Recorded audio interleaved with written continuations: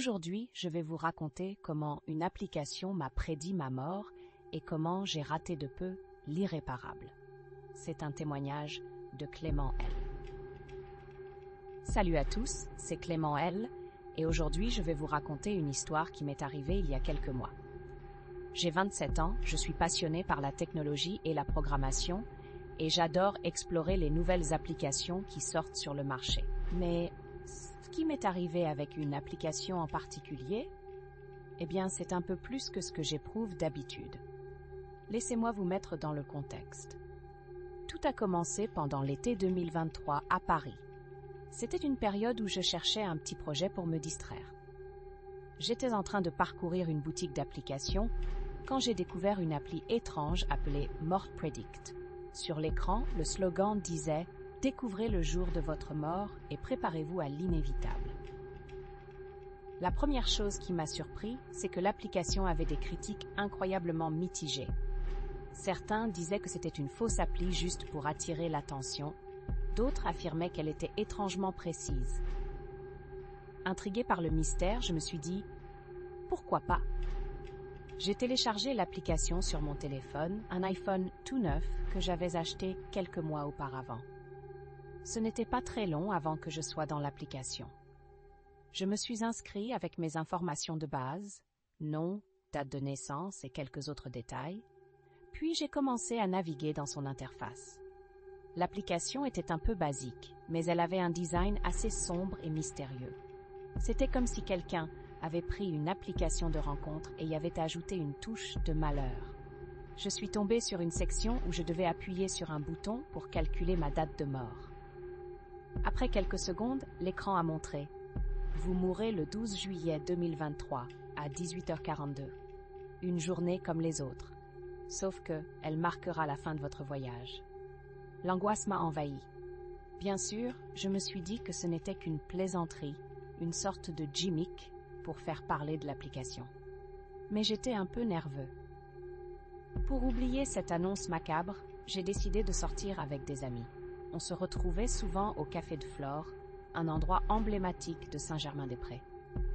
Ça faisait longtemps que je n'étais pas allée là-bas et ça m'a permis de penser à autre chose. Des formes géométriques vibrantes, des couleurs éclatantes. Je ne pouvais pas me débarrasser de cette date. Je l'ai mentionné à un ami, Lucas, qui a ri de tout cœur. C'est juste une application stupide, Clément. Tu sais que tu peux la désinstaller, n'est-ce pas? Mais je ne pouvais pas me résoudre à le faire. C'était un paradoxe fascinant, la mort d'un côté et ma curiosité de l'autre. Le 12 juillet est finalement arrivé.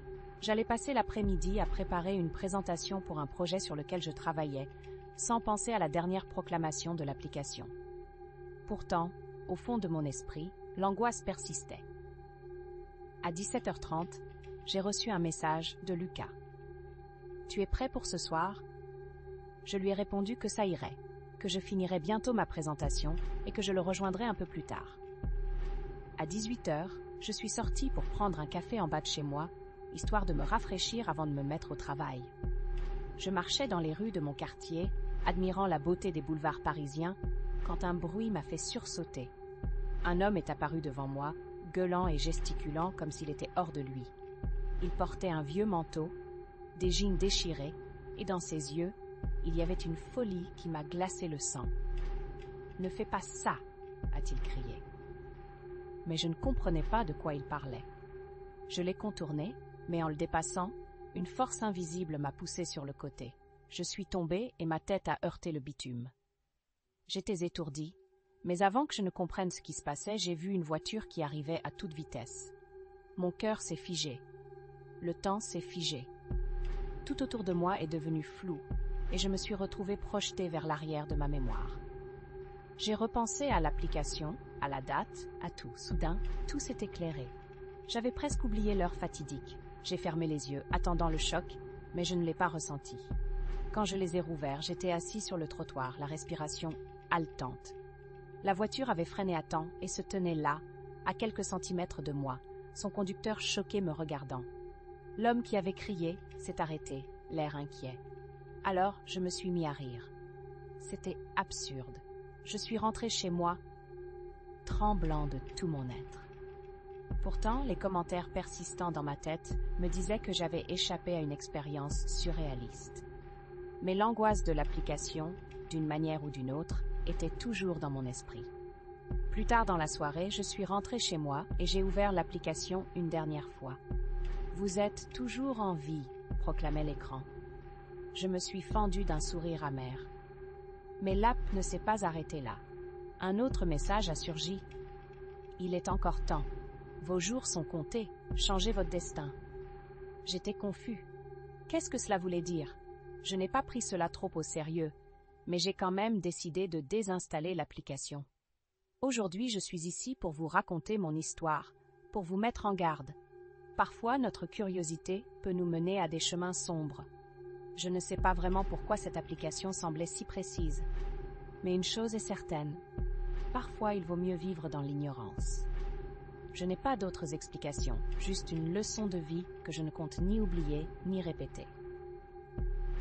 Alors, si un jour vous tombez sur une application similaire, réfléchissez 2 fois avant de la télécharger. Parfois, des ports sombres peuvent vous attendre au bout du chemin. Et je ne serais pas surpris d'apprendre qu'il y en a encore d'autres. C'était Clément L. Prenez soin de vous et restez en sécurité. Bonne soirée à tous.